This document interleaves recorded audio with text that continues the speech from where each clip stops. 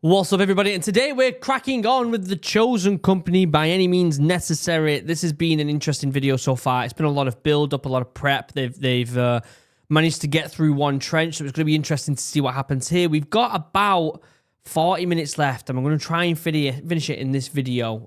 So get yourself a cup of tea, or in my case, the biggest cup of matcha you've ever seen in your life, because I need the caffeine these days because I've got kids. And sit back and relax and let's enjoy it. You can't really say enjoy it. I've said this in these videos before, haven't I? You can't really say enjoy watching these videos, but they definitely do captivate you and give you an insight into the life of what's going on out there.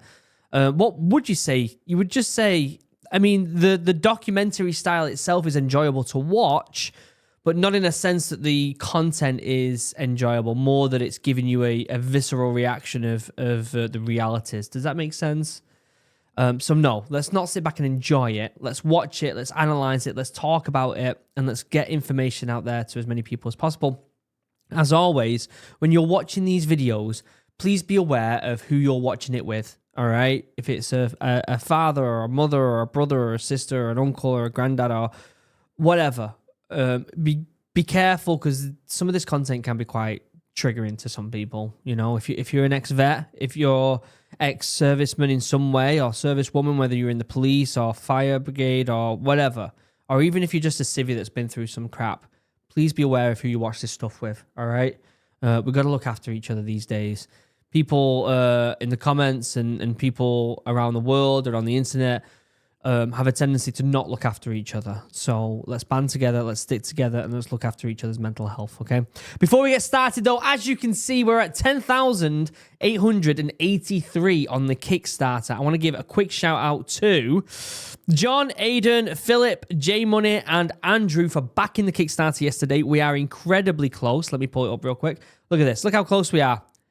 Our goal is £15,000, which I think translates to like $18,000, I think. And we're currently at 10,883, which means we are incredibly close, and we've still got 19 days left. So we're doing very well. We've been nominated as a project we love by Kickstarter. You can go on here, check out the trailer, go check out all the information I've put in there about the drink if you want to know anything about it, all the different tiers, the hoodies, the t-shirts, what people are pledging, the international support here from all my brothers and sisters around the world of supporting very, very well. So if you haven't already, get yourself over to the Kickstarter. I love this picture of Silas, my boy. And this one of June down here. What a brilliant picture that. I don't know how I managed to take that picture so well, because I am not a good photographer, but both of these pictures are just absolutely beautiful, aren't they? And that one with the bus, actually. But yeah, go check out the Kickstarter if you haven't already. It would mean the world to me. This is an incredibly important project to me and to many other people. So go check it out if you haven't already. Other than that, oh, and you'll get yourself on the kick back aboard.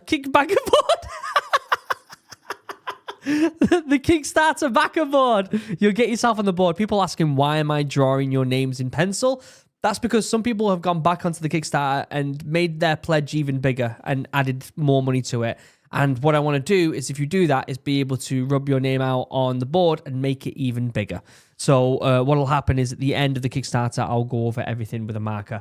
Also, check out Chug if you haven't already. 10% off for the best drinking vessel in the world. Look at these. Look at these. You can get them customized. Look at that Morale logo. Absolutely fantastic handle. Keeps your drink cold for a long time. Studs on the bottom to protect your cup. These things are phenomenal. Made with sustainable wood here in the UK by a small business. Check them out. 10% off. Link down below. You're not going to get a better deal. Other than that, let's bring this up. Let's bring this up and let's see what's going on, shall we? One other to a concussion as well. And eventually Swede had to go as well because he was showing symptoms of a concussion too. So we were down like 3 guys before or around nightfall. So we were speaking about this in the previous video on how being down 4 guys before they've even got to what seems like it's going to be the difficult part is quite devastating, actually. It is quite devastating. Fuck. Artillery.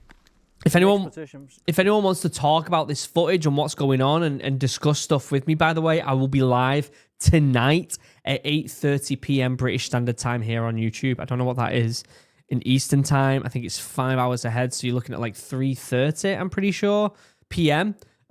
So check out the live stream if you want to discuss more about this content, okay?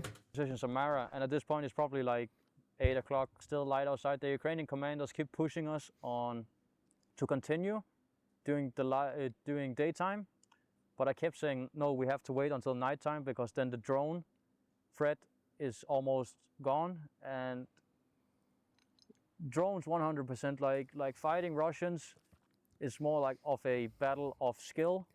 Drones is nothing with skill. You can be the best operator in the world and still get killed by a drone. But when you are fighting against another soldier, it's more about your personal soldiering skills. So it's a little bit more is a little bit easier in my opinion. So I told them to wait. Bro, this shit is okay with me. Fucking sitting there, me and fucking Con had no overhead fucking cover. We were literally sitting there just watching every fucking drone fly by. Jesus. Fuck yes, all goddamn day. Because everybody was packed in all the fucking bunkers, man. That's rough, that, isn't it? But it was a very quiet day. I've never experienced such a quiet day here. Oh, dude, before. I was so scared of fucking suicide drones. I'm like, artillery I can fucking deal with. I hear one.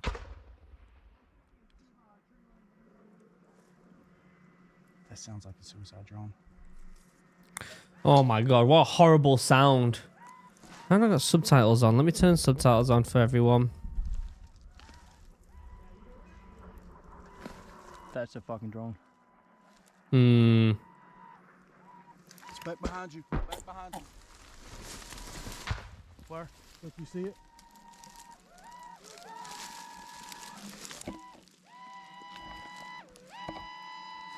Oh, that noise is horrendous. Jesus. Where is it?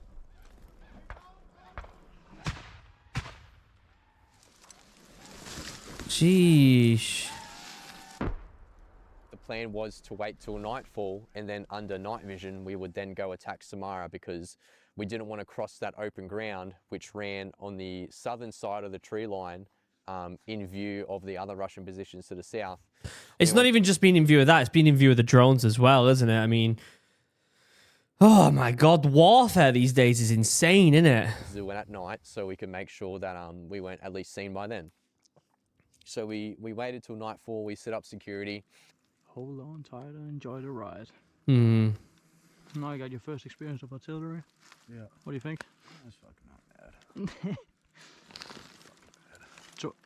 It's fucking... Drones are my worst fear. Yeah, mine too. It's like an artillery shell and a sniper rifle combined. Yeah. Yeah, that's insane, isn't it? It got dark. The proven path is not through the tree line, but we have to go out on the field and follow a Russian proven path because we were so scared of mines, because we got told it was filled with mines everywhere. We go on the proven path. We see that we are trying to identify where this trench system starts, the new one, Precision Samara. Some sporadic gunfire started, and while this is happening, we're all laying down in the middle of the field, and we are like talking about what we should do next. And I come with the brilliant idea of maybe try to maybe yell to him, surrender in Russian. So a teammate of mine yells surrender in Russian. The Russian in pure spite yells back "Iti nahoy," that means suck my dick. And he starts firing again with the PKM. Jeez. At this point, because we have cleared the entire trench 109 before, we were all low on ammo, so we decided to go back to 109. We go back and we make a new strategy. We need to get in there as quickly as possible before he gets ready. And while we are tanking up, the Ukrainians send in the massive Ukrainian drone Baba Yaga to throw down mortar shells and grenades and whatever it can carry. Wow, okay. And they told us like he's in the bunker now hiding from the drone, so you should strike now. We go back. This is during night, completely darkness, so we are all under night vision and lasers. We get into the trench. We start looking around, but this Russian was a very hard nut to crack. Just the one guy? Is it just the one guy in there? Christ. While this was happening, he had crawled out of the trench. So while we were clearing into the trench, he was shooting down into the trench. So while all this is happening, two guys is trying to suppress him, and we are trying to go around. And this is the first time I've had grenades thrown at me as well too. Ugh. You know, when you pull the pin, throw the grenade, the fuse pops, right? And it's you know what happens when you throw it, but when it's coming at you, it's a completely different feeling, right? And you're like, oh fuck, like where is it?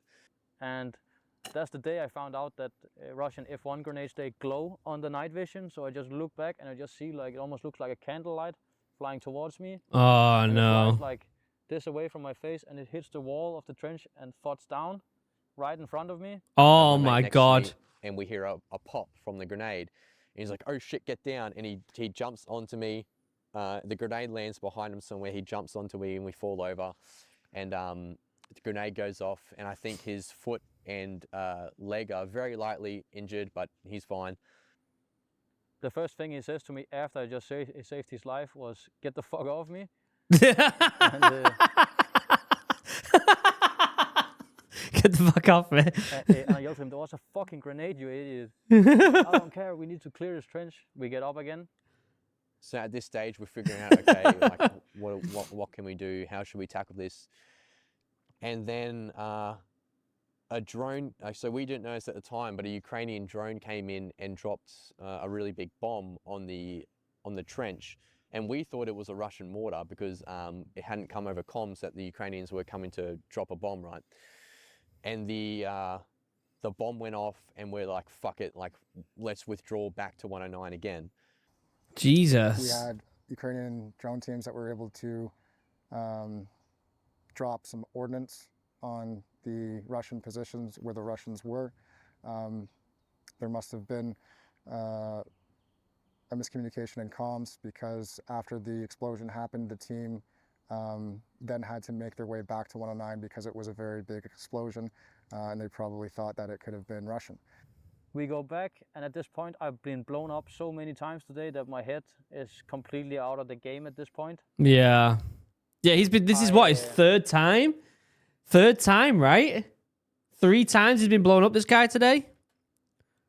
I tell the boys, like, I can't really see straight anymore. I think I've gotten so many concussions from my own explosives and Russian explosives, whatever, that I can't really see straight, so I will not jeopardize other people's lives if I don't have the reaction time to kill this motherfucker. So I say, like, I will stay back this time, and some other guys got put into the role of mine. So I was first. I led us all into that tree that was slumped over, and I held there and I watched where the dude had engaged us the previous 2 times, while the other dudes went around me to try and go to the entry point.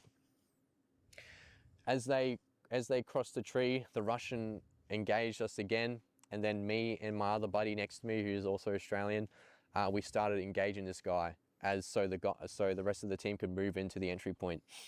Right then and there, my weapon had stopped working, so my mate's weapon that I got given had the same issue as mine. Oh my so now days. I was left without a gun. He didn't tell us what happened to his weapon the first time. I said in the video that I think it might have been like a firing pin or something, just because he was clearing it. He was clearing the weapon and going through all the motions, and yet he would still pull the trigger and there was nothing. And so in that case, to me, it means a broken firing pin, or at least that's one of the many different options that it could be. But for it to happen a second time, And only grenades. So I thought, fuck it. If I'm going to do something, I may as well throw a grenade. So I start lobbing grenades at this dude in the trench, trying to keep his fucking head down. And my mate's next to me trying to engage him. And my mate doesn't have night vision, which I didn't know at the time. And we're shooting. And the guys make entry into the trench at the entry point. And right as we're providing a covering fire, an AGS round lands about about 10 meters away, I would say. And I'm like, fuck, get in the trench now. So we turn, we walk straight into the trench, and this part of the trench hasn't been cleared yet. So here I am with only grenades and a broken weapon. And my mate Jesus. with a working weapon, but no NVG. So he gets in, he leads, he walks into, we start clearing this side of the trench. We come to a bunker, and he turns, full autos his AK and starts blasting. And I can see from the muzzle flashes that he doesn't have night vision, and like he's half using the he's using the automatic fire to clear the bunker, but also using the flashes to see as well. I'm like, mate, do you have night vision? He's like, oh no, I don't. I'm like, all right, give me your AK. You start throwing grenades. So Jesus. we clear the rest of that part of the trench, and then he links in with the rest of the guys to help. He passes them grenades and starts throwing them. So we cleared that other part of the trench. I've now moved into that offshoot that I was on the second attempt. And I'm waiting for this dude who was now trapped in his bunker with the rest of the team. We're engaging him. I was waiting for him to come out the other side of the bunker and run around, because I knew that if he does, then I'm there waiting for him, and I'll just be able to slot him as he comes around. So, you know, nice, quick and easy. Unfortunately, that didn't happen. The guys engaging him, they got really close. We had one dude. So he pied the corner really close. The Russian engaged him. The rounds hit the wall next to him, and my mate engaged him. And when he did, he had rounds. He had sparks flying off, and we think that he hit his AK. Oh shit. And he then retreated back into the bunker, and then we had to now decide how we were going to, you know, enter and kill him, right? It just goes to show the difference between defending an area and attacking an area. One person defending is much more of a difficult thing to do than attacking with more than one person, because they can hold their own, they can mess about, they can be a bit discreet on their own. But you've got like 3 or 4 lads, or even in their case, a few more, trying to get into this bunker to try and get this one guy, and he's been an absolute pain in the ass. It just goes to show, doesn't it, how much that defending in general as the upper hand in many different ways. So we had non-stops ready. So the guys over there announced that they're doing a non-stop. So I'm like, okay, right, they're going to prepare to blow it. And there was a Ukrainian drone in the bunker, which hadn't exploded. So there was explosives strapped to it, which at the time I also didn't know. So I'm looking at my little spot. I'm in my little spot here, looking down west to see if he's going to come out. I hear non-stop, and they throw it in, and I'm pretty sure for a second night turned to day, because the explosion was so big that it blew the logs on top of the bunker off into the sky. And I remember Jesus. thinking, oh shit, they're going to fucking land on one of my mates. Holy fuck. And it was incredible. It lit up my night vision like fucking nothing I've ever seen. I'm presuming we don't have footage of this because it was at night. I'm presuming. And it was spectacular. It was amazing. And I knew that anyone in that bunker is going to be Swiss fucking cheese like after that. So 109 and Samara have been cleared. It was from there. There was a secondary objective south of those positions. There was a wood line that we wanted to set up trenches in. There was no Russian movement seen in that wood line referred to as Cossack. So we thought that that wood lot or that line was not manned. 2 members from Chosen, as well as a team of Ukrainians, were able to leave position 109 and try and run to that wood line and try and start digging in. Our 2 guys that were with them were to provide security, and while the Ukrainians were able to dig. The tree line we were pushing to ran north to south, so it was perpendicular to 109. And the 109 ran east to west to Samara. So at this point, they really don't have many rounds, do they? They really don't have many rounds. It makes me wonder what their SOPs are for carrying equipment. Like, how many rounds do they carry for each other? What about extra equipment when it comes to like this? In fact, this guy, I'm pretty sure, has some sort of LMG or bigger weapon, and I don't know with the GPMG in England. you sometimes have an individual carrying a second barrel for it. I don't know what, obviously I don't know what the SOPs are. I don't actually know what weapon he's got. I'm pretty sure it's a bigger weapon than just a assault rifle. But yeah, I wonder what the SOPs are for that, because they've been out there for a long time. They've been throwing a lot of grenades. They've been getting a lot of rounds down. They must be running pretty thin. And then, but between 109 and the trail that the Russians were using to maneuver to these positions, there was a suspected, you know, pretty much it was a known minefield. Gimli had a handheld thermal. I had nothing. The Ukrainians had nothing. So Gimli would use his thermal to scan the ground, and he would take a step. Oh and then my he'd scan the ground God. for his next step, and he'd put his foot there, and I would be watching. And the moment he lifted his foot, I would put my foot down right where he put his foot. So we were literally like one step behind each other, and then the Ukrainians did the exact same thing behind me. My God, Gimli and I, that's we made the horrendous. That is absolutely horrendous. decision, like between the two of us, okay, we're gonna try and put these guys in. Like if we have to do this, we're gonna try and give these guys the best chance of survival that we can, and we're gonna try and put them in as close to the Ukrainian side as possible. So like we made it to the tree line, or made it to the path, and then we started walking up the tree line. Went like maybe 50 meters, and then we stopped, and I was like, hey, what about here? And he was like, all right, like let's see. And then he calls on the radio, hey, like is it, like we're gonna put him in here? And they're like, no, further. Went like another 20 meters. We're like here. They're like, no, further. Went another 20 meters. No, what about here? Further. I'm looking back, and I can no longer even see, because now we're the tree line is between us and 109. So now the guys who are supposed to give us support, you know, one guy has ammo. Oh my They God. don't even have eyes on us now. And so like I'm leading, and Gimli's behind me because I got the PKM. And eventually I get to one spot, and Gimli's like, and I'm like, what about here? And he's like, no, like they say keep going. And he walked past me, and he's like, he stops, and he's like, okay, they're saying here we could put him in. I'm just like, fuck. And he's maybe like 10 meters in front of me. I go up, and I kneel down next to him. And we're on this path, and it's just a straight path for maybe like 300-400 meters. And I'm like, okay, I'm like, all right, Gimli, I'm like, I'm gonna set my PKM up right here on this path. I'm like, He's got shift PKM. off into the Okay. grass So he's got a PKM then. Okay, I was saying earlier was what weapon he had. a little bit. I'm like, but I'm gonna look right down this path. And he's like, what do you mean? I was like, dude, this is perfect for a machine gun. I'm like, because if they try running down here Yeah. to like get to us, they have to go in a straight line directly in front of my machine gun.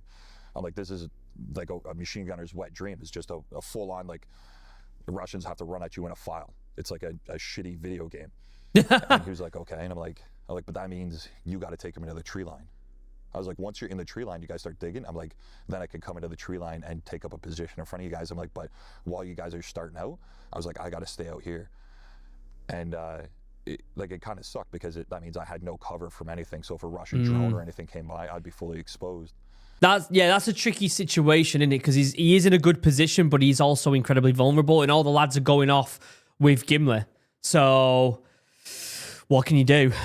But for the immediate effect of it, it seemed like the best tactical idea. Yeah, makes complete sense. And when Gimli was walking in, we had a Baba Yaga drone above us, and we had another drone. I'm assuming it was a Mavic that was flying around watching everything. And they're asking for a sit rep on the radio. Again, the radios were just clogged up. So Gimli's got radio in one hand trying to give a sit rep. His other hand's holding the thermal, and no hands are on his gun. It's just slung on him. And right when he breaches the tree line, all I hear is contact front. Oh, and fuck. just gunfire. Everything starts lighting up. And I watched Gimli and 2 Ukrainians just drop. I immediately dropped down on my gun, grabbed my gun, swung it off to the side. And so Gimli's like this. It's like Gimli, Ukrainian, and myself. I shot from here all the way down, and I ended up doing like 100 rounds, just like heavy bursts. 4 Ukrainians behind me, they just started lighting up everything to like the right of Gimli. They just started spraying into the trees from there. Jesus. And we did that for about good 30-40 seconds. And then I called for, I was like, ceasefire. And I was trying to figure out what to do. They need to get him out of there. Gimli was okay. I was trying to, there was a Ukrainian that was directly in front of me, and he was rolled onto his right side, and he's in the fetal position. He's looking at me, and I look at the Ukrainian to my right, and I got my PKM, so my PKM's pointed on an angle from this guy. Fuck, what a I'm like, shit scenario. How are they going to get him out unless they get under contact as well? What an absolute shit scenario that is. They shouldn't have had Gimli on comms. They shouldn't have had him on. I understand that they kind of had to in a way, but they shouldn't have had him on comms. Someone else should have been responsible for it so he could have his hand on his weapon. That being said, I'm saying coulda, woulda, shoulda. Even if Gimli had his hand on his weapon, would he have had time to react to that gunfight? Because it looks like it was like more of an ambush. Like they just popped out of nowhere and shot him. So even if he did that, I'm saying that. Even if he did, I don't think it would have prevented him from getting hit. And now it's a question of how do they get him out of there? How do they go up to him, check on him, and get him out of there as soon as possible? Because obviously now you're in the golden hour, right? Which is the first hour of being hit by something. It's more like half an hour. The first half an hour of being hit is the most critical. You have to get to him, you have to stop bleeding, and you have to get him out there as soon as possible. Within half an hour is ideal. That looks like a tricky scenario to get it done within half hour. Okay. I look at the guy to my right and I'm like, grab him. I'm like, pull him. And I'm trying to tell him, like, reach up, pull him, get him out of my way so I can. I can open up my arcs and get the rounds down. Fall forward and try and get these guys. And instead of him grabbing his leg or something and pulling him towards him, he tried crawling up to him to grab him and pull. And when he started crawling, he got maybe 2 feet. And when he got his hand on the guy, the tree line erupted again, and he ended up getting shot right there. And then a couple more guys to my right ended up getting shot. So now I got 3 wounded Ukrainians directly in front of me. I got a couple wounded Ukrainians directly to my right. Shit. Gimli's down in front of me, and I start spraying again into the tree line. The guys to my right start spraying into the tree line, and we cease fire again. And I'm like, fuck. I'm like, okay, I need a reason to stay and fight. You know? I don't know what's in the tree line. We don't have the firepower, the manpower to push into the tree line because we don't know what we're looking at. We don't know what the position looks like. We don't know if there's bunkers. We don't know like how many men are even there. What we do know is that the Russians have mortars, they have artillery, they got drones, and they got AGS. And they've been hammering the shit out of our guys all night. And now it's about 2 a.m. and it's only a matter of time before they start zeroing in on us and just start hammering us, because now they know exactly where we're at. Yeah. And I was like, okay, if Gimli gives me a sign of life, we'll stay. Yeah. Like I'll fight and I'll try and get up to him. If there's no sign of life, we got to get the fuck out of here, because then it's if we all stay, we're all gonna die. If we don't stay, if we get out of there, we can take as many lives with us, save as many lives as possible. And while I'm trying to call out for Gimli, I'm like, Gimli, and so as I'm calling out for Gimli, all I hear is like this like thump to my right. Oh fuck! And is that a grenade? I could see a grenade laying. Oh fuck! Past the grenade, I could see like a Ukrainian, and he's maybe 4 feet off to my right, and he's just looking at the grenade. He's just, and you know, time just slows way down. Like time dilution already is already. Was it time distortion? Everything like a second feels like a minute. And my last thought is yeah, this is gonna hurt. And then wham, and it hits me. And it hit me to the point it rolled me onto my left side, and I throw myself down. And my first thought was, yep, that hurt. And then I can hear the Ukrainians screaming, and the tree line lights up again. And immediately, this is literally worst case scenario right now. I'm just hoping that, obviously, with the amount of lads that have died, that have been shot, you would presume some of them have died, right? Gimli looks like he's up front, so the chances of him surviving right now are quite slim. My presumption is at least 1 or 2 other Ukrainians have probably been taken out as well. when that hit me, I could feel like fire inside my chest, inside my right lung. And so very quickly I was able to assess if I feel the heat, like it literally felt like fire inside my chest. You've probably been hit. That meant that there was a hole going into my chest. Yeah. That meant if my lung felt like it was on fire, that's the hot air from the blast. So I had a hole going into my chest. I'm like, it's gonna do one of two things. I'm either gonna bleed into my lung and drown if I stay there, or my chest cavity, it's gonna bleed into my chest cavity, and my chest cavity is gonna build up pressure and it's gonna crush my lung and I'm gonna asphyxiate. Yeah. I'm like, I have a very limited amount of time to make a very So now his situation is survive. It really sucks because obviously there's Gimli who's in front of him, and by the sounds of it, he's not showing any movement or any sound. And you've got the Ukrainians that are struggling. At this point, the best thing you can do, he cannot go and start saving other people now. He has to stop himself from dying so that he can do something about the other, or get other people to do something about the other lads.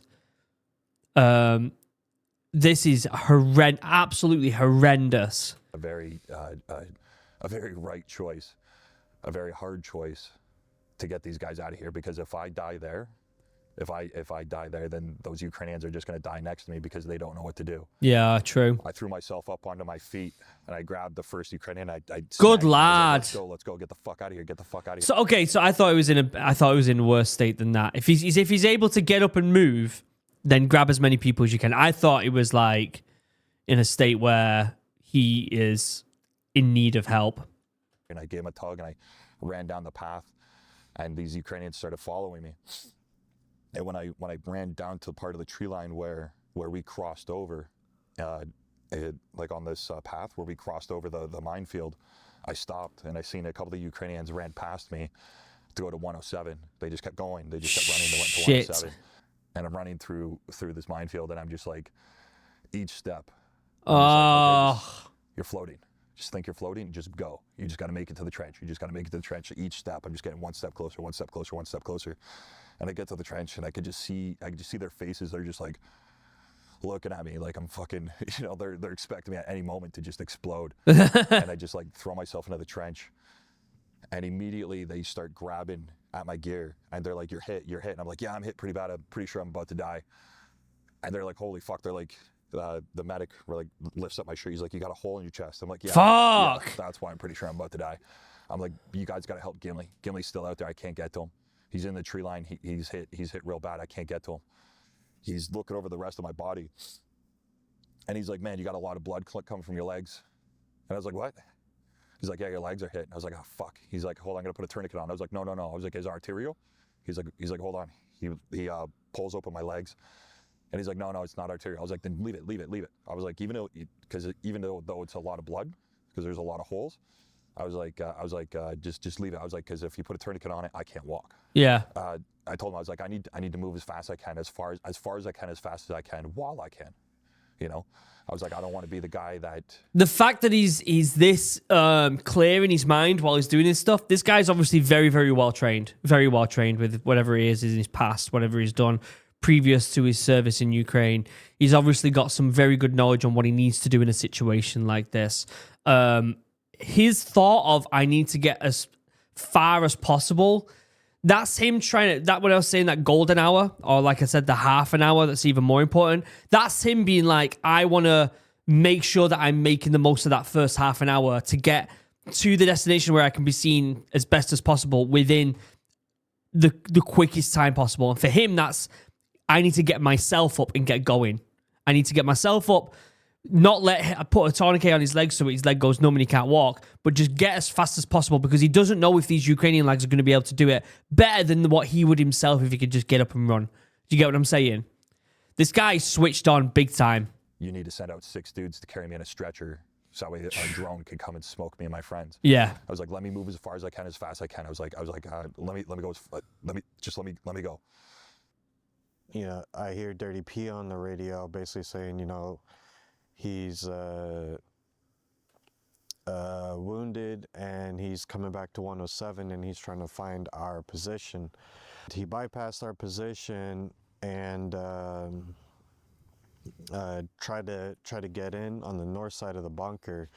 But by this point, we already had, I think, like 2 or 3 wounded Ukrainians in our bunkers, so we were running out of space. And so I had to squeeze in as best as he could from on the north side of it. And Cass started helping him. And I was dealing with one of the other Ukrainians that had a wound to his leg. So I throw myself down there, and Khan was in one area of the bunker, a very loose term bunker, and Kaz was in a separate area. So I was with Kaz, but I couldn't see Khan, but I could hear him. And I could hear while I was there with Kaz that another Ukrainian that was with me came into the bunker, and Oh, I could hear shit. Khan being like, Kaz, I need you. And Kaz is like, I'm working on P. And he's like, Khan was like, P, you're working on P? He's like, yeah, P's hit real bad. And he's like, fuck. And he's like, oh shit, this guy's got arterial bleeding. And I'm hearing Khan work on this Ukrainian. Oh my God. And I'm glad that Khan was doing. I know Khan doesn't like doing the medical stuff anymore, but he's unfortunately got a lot of experience because of where he always ends up. And he does a good job, and he's probably saved a bunch of lives. I wonder if that Ukrainian was the lad who got hit by the grenade next to him. I wonder what happened to that guy, or if that was him, because he's saying he's got arterial bleeding. So he's either one of the lads that was next to him and Gimli, or he's the lad that was next to him with the grenade. Not too much long after, because Dirty P was able to still walk on his own for the most part, considering his injuries. He left on his own. But that's when we started to get word that, you know, that Gimli wasn't with us, that he was still out there. After some time, like, we tried to explore options of trying to get to Gimli and get him back, but we essentially weren't able to, just because they were ambushed by Russians that we didn't know about, that had actually these concealed and thermal blocking positions, just hasty little firing slits in the ground. And so that's why we never knew that they even occupied that portion of the trench. And so with all those unknown factors, we weren't able to make it to Gimli to get him back. At that point, we had, you know, a few wounded from the I'm mission. presuming, unless Gimli was able to crawl out there himself, I'm presuming he died, unfortunately. I'm presuming. The Ukrainian relief came. I went back to the trench. We went back to 109, and all but, I believe, 4 of us were then back in 109, because the rest of our dudes have exfilled back to 107 and shovel. So I'm sitting there with the other team lead. I'm thinking, like, what the fuck do we do? How do we do this? And we just decide that it's too risky, because if we go there to get him, we're either going to get shot by the Russians or engaged by the AGS. So Yeah. we decide to pull out. You can tell by the way they're saying all this stuff that they have a lot of stress, anxiety, maybe bits of regret about pulling out and not, by the looks of it, going to try and get Gimli. It seems like they've got, you can just see by their body language how they're kind of like fidgety, and they don't feel comfortable saying that. The unfortunate thing with war is sometimes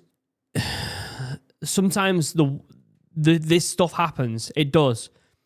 And sometimes you're able to be creative in a way to get them back. I mean, look at the Royal Marines at 4-5 Commando. In fact, it was my company that did it before I actually went out to 4-5 Commando, where a lad was hit and they strapped themselves to the side of Apache helicopters to go out and get him. You might have seen it on the news a while back.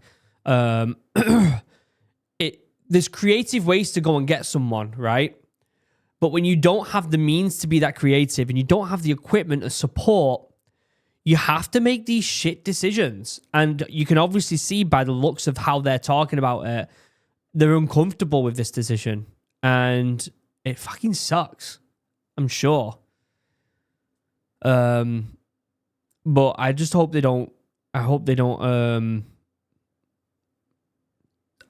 sit on it too much, because I'm sure Gimli would have told them to do exactly what they've done and just head out. We make our way back to 107, and then we exfil early morning. And once we got the shovel, artillery or mortars started coming down on Samara and 109, and those guys started getting hammered. I think this was when, like, the Russians probably realized what was going on and that we pulled out. So, like, they seen us go to that position, so they just wanted to smash it and get rid of all of us. Eventually, everybody left that position except Khan and me. Our casualties got evacuated luckily, and Khan and me were just kind of sitting there like, did they forget we exist? And so you know, every now and then we pop our head out, and we don't really have radio reception at this point. Like the radios were just fucked. We kept getting hammered by mortars and everything. Some mortars landed directly on top of our blindage, so that was not cheesy. AGS got us pretty decent. They had the entrance to our blindage locked in, so, or sighted in. So, you know, whenever you would pop your head out, literally a couple seconds later, go like, and we're like, oh. At this point, Connor and me are just like, should we try? Like, do we go back? Like, nobody's talking to us. Nobody's even mentioning or listening to us on the radio. And Yeah. so we kind of get ready. We get our shit together. We make sure we have some of the wounded guys' kit as well. We start hearing someone approach, and at first we're like, oh, fuck, we're gonna get pushed. And so we're kind of sitting there like, well, and then we hear Amerikanski, and you know, one of the lads from the assault team just jumps in, and he's like, we have to leave, like, we gotta go now. Once I got the word, okay. It sounds like they had a lot of momentum at the very start, and then it just went kind of tits up in a way at the end. It was right near the end where it just started going a little bit haywire. I think in a perfect scenario, Gimli wouldn't have been on his own at the front there. But the thing is, you haven't got the manpower, you haven't got the equipment to combat anything different. So I'm trying to rack my brain about what could you do. This is, and we've seen this in these documentaries that Chosen Company do. The best thing about this company is they debrief themselves on what's happened and try and get better. And I've said this in one of the previous videos, is the best military companies, the best military guys are the ones who can sit back, even if something's gone tits up, and been like, all right, what did we do wrong and how can we stop that from happening in the future? Because some people pretend to just ignore it and sweep it under the rug, and that's not okay. Obviously, these guys do a lot of reflecting. And when I look back at what's gone on here, so far anyway, I literally cannot think, apart from more equipment, more people, which is always kind of a cop-out of an answer to prevent it from happening again, because that's not really something that is individualized. Like, I can't be like, oh, I can improve as a soldier with X, Y, and Z, because saying you just need more people, more equipment is a non improvement, really. Does that make sense? And so apart from that, more equipment, more people, I cannot think of anything that they could have done better. I think there was a bit of unfortunate circumstances at the end that made the situation domino effect into what's happened here, but I can't see anything different that they should have done. And that really fucking sucks. That it almost makes it worse, because it's like, I can't improve from this. It's just a hit. It's just a hit that we can't budge past. And it would be a case of they would have to really dissect absolutely every movement, every decision, every placement of individual, varieties of individual, and what team would have worked best with what equipment. They would have to dissect and reflect on absolutely everything to pinpoint exactly how they could improve from something like this, because these guys are obviously pretty damn good. You know, go ahead, leave the bunker, start going back. I set my rifle outside the entrance of the bunker, and I was just about to poke my head out of the entrance, and then a mortar just lands directly on top, like right above my head. And luckily there were some logs right there. Jesus. And it was like just this quick, like 2 seconds. I just don't remember anything. It was just a sudden blackout, and then there's a lot of confusion. I'm just sitting there like looking around for a second, and then Cass like reaches over me and he starts patting me down, and he's like, yo, like, you good? And I was like, oh shit, like, I think I'm good. I don't feel anything. My head Jesus. hurts, but yeah, I think I'm good. Actually, it knocked Khan out for a couple seconds. And we're like, oh, fuck. And yeah, it actually fucked up the stuff that we had laying in front of the blindage. And so Khan and me are still kind of joking about it. We're like, oh, good call. Because the idea was that, you know, we go out, we grab, we run. And so if we had gone out and would have grabbed it, then whoever would have grabbed it at the time would Would have been pretty blown much up. Yeah. would have gotten fucked up. I crawled out and just looked over, and luckily my rifle was still there. I grabbed it and I stood up, took like 3 steps, and then just fell over. I don't know. It was like I just had no sense of balance, and then it was like, oh fuck. Stood up, took like 3 more steps, fell over again. Jesus. Stood up, 3 more steps, fell over. You got proper rank there, didn't it? Point, like I just took a quick knee for a second, just try to gather myself and, you know, get my bearings straight. And then I stood up again, and then I yelled back to Kaz. I was like, Kaz, I can't keep my balance. And he was like, okay, just try to keep going. I was like, okay. Jesus. So while I was walking back, I met Phoenix. He was on like a stretcher thing, like a rolly thing, and his foot was blown off. The first thing I asked, like, what happened? He hit a minefield, and I asked where, and I said it was not the one behind position shovel, was it? And he said yes. And the first thing Phoenix says is like, I'm sorry. And I told him like, no, it's fine, man. It's not my leg. I don't know, like bad jokes. And he didn't laugh. And we rolled him back to the casevac point again. We're trying to stabilize him. Ryder, this is Ollie. Give it to me. Take my rifle. You're doing great, Phoenix. Jesus. This is a lad with his leg blown off, and they're just like trying their hardest to get moving. Underneath him a little bit. Yeah. Christ almighty. We gotta grab him by the bends and by the arms. Yeah. Here, 1, 2. Oh, you're not that heavy anymore.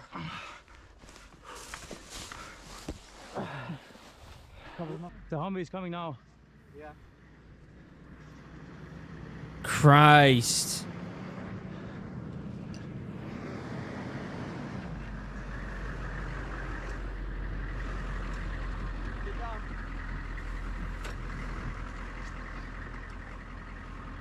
The Humvee comes, and when the Humvee comes, I look into the Humvee, and there's another guy there. Hey, yo, Beef. How are you?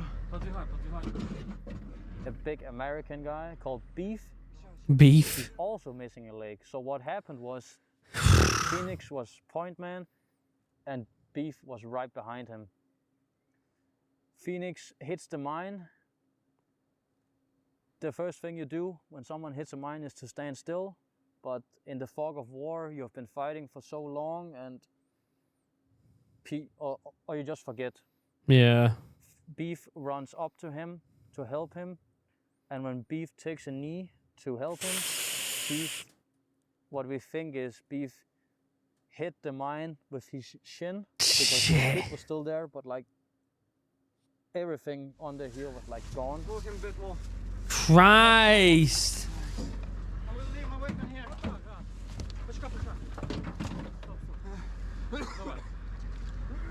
Christ almighty.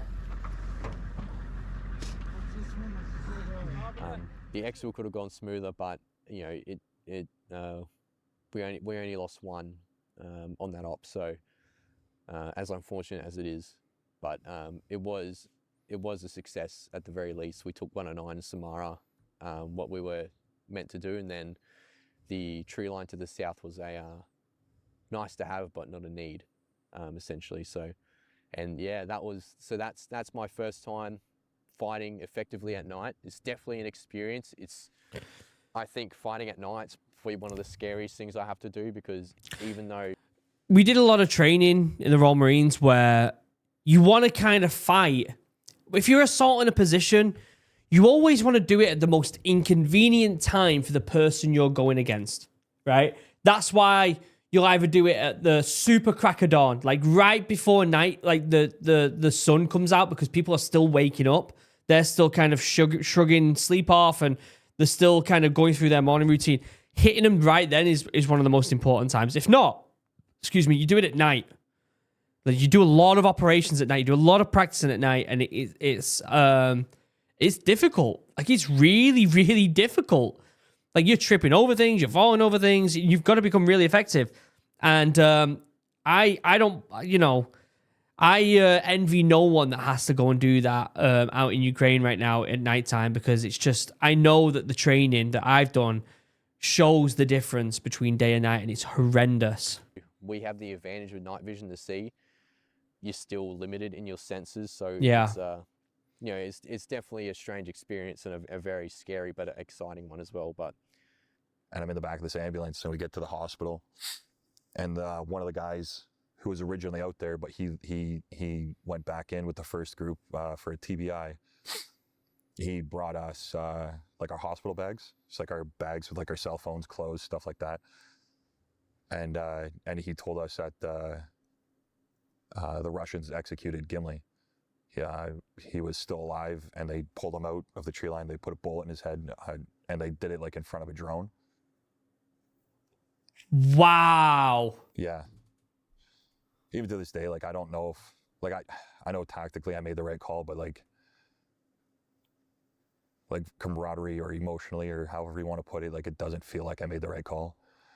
He is going to be battering himself about this for the rest of his life. He was hit by a fucking grenade. He was hit in the chest. There could have been 2 people being executed if he didn't get out of there. That's the truth of it. I'm saying that objectively, right? If he didn't get himself out, he would have been shot, first and foremost, trying to get Gimli. And if he wasn't, he would have been executed along with him. That's insane. Fuck. That ended way worse than I expected. It's definitely changed the way I look at things, and definitely changed the way I look at the guys that are around me, and how I look at who I want to go into battle with. You know, I was definitely proud to be part of Chosen Company back then. All right, boys. With my luck, I'm gonna pass my helmet and I get buried in this fucking trench. Hi, Mom. I'm having a great time training people in Yarraville. We got back there, Dane? And Phoenix? Dad still thinks I'm in the British Army, don't worry. Dane's got a lot more hair than I remember. He does, doesn't he? Right? So we got Phoenix, then we got Dane, then we got Finian, then we got Kevin, and then we got Shaggy, then we got Gimli, and then me, obviously. I still want my steak. Gimli? Oh. Are you just going to show everybody your artwork? Here we go. Yes, I'm helping. I'm Show digging. the world this beautiful face. No, no, no. We bought him at the lawn care center in the gnome section at Walmart. Wow. And He's a dwarf. That's why he mines. we bring him with us everywhere we go. It's instinctual. He's around dirt, he has to mine. It's a dwarf. I can't stop touching dirt. Well, That explains why you're here. That's a good one, Jay. This is hard to watch. We are your family. Yeah, there's some things in life you never forget. Like, we all should have died that night, and like the Russians should have slaughtered us. I think we got lucky being able to get away. Yeah. I think the choice I made tactically was the proper choice. It was. I should have. I wish I would have just pushed into the tree line, but I don't think. You would have died, mate. You would have I fucking don't think died. people understand just how hard of a choice that is, given this situation. Because like, if you push into the tree line, that could have been the wrong call, and all of us could have died. Yeah. Unfortunately, Gimli paid the price for that choice. But fuck, this is hard to watch. The other 7 of us are still here, and I'm still here, ready to fight.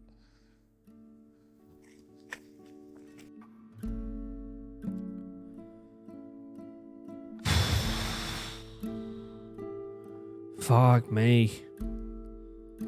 That's hard. That's really difficult. That's really difficult.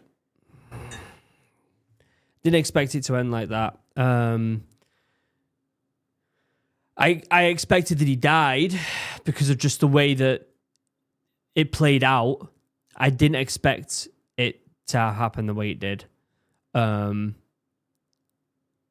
I worry about the lads out there now and their mental health when it comes to stuff like this, because obviously they're going to be in their own head quite a lot about this stuff and decisions they've made, etc. I know a lot of them lads watch these videos that I make because I've been in contact with them.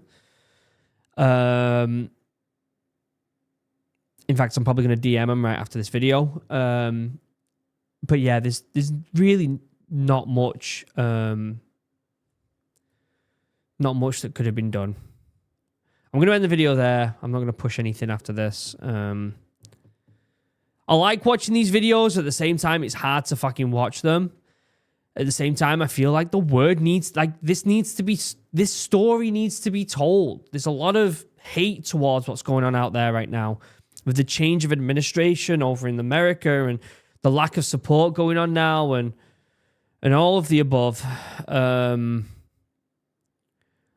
People just need to remember that there's lads out there trying to do the right thing, and they need the support and love that they deserve. And I hope, even though it probably won't happen because the Chosen Company are foreigners to Ukraine, that they're not going to get necessarily the help they deserve when they leave, unfortunately. So, yeah. We'll end it there. I love you all. Go over to the Chosen Company's videos. Give them some love. They fucking deserve it. Over on their YouTube channel, there'll be a link down below. Until next time, I'll be live tonight, 8:30, which when this video goes out at 4 p.m., it'll be like 4.5 hours after that. 8:30 p.m., I'll be live. Okay, guys? I'd love to chat to you all about this. So I'll see you in that video. I love you all. Have a wonderful day. Goodbye.